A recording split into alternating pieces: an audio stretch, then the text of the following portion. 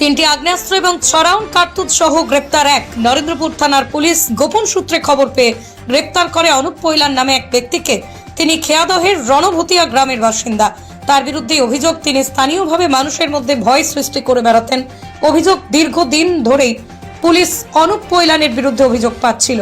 তার বিরুদ্ধে এলাকায় অভিযোগ পাচ্ছিল যে তোলা আদায়, সাট্টা, জুয়ার ঠিক চালানো, বিভিন্ন রকম অভিযোগ ছিল।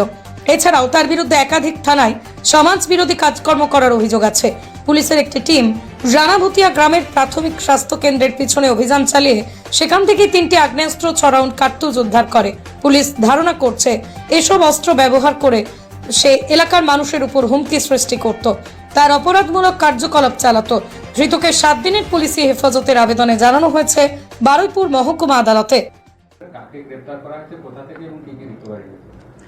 গতকাল বিকেলবেলা আমরা একটা খবর পাই যে অনুপ পৈলান বলে একজন লোক, তার কাছে কিছু ফায়ার আর্মস এন্ড অ্যামুনিশন রয়েছে।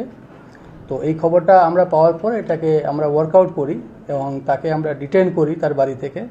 এবং সেখান থেকে ও ইন্টারোগেশনে বলে যে ও কাছে 3টে ফায়ার আর্মস, 1 শাটার এবং 6 রাউন্ড গুলি একটা বড় ফিশারি আলাঘরে লুকিয়ে রেখেছে। অ্যাকর্ডিংলি তাকে আমরা এখানে নিয়ে যাওয়ার পরে 3টে 1 shutter fire arms along with 6 round ammunition একটি আলাঘরের বাথরুমের কাছে পাওয়া যায়।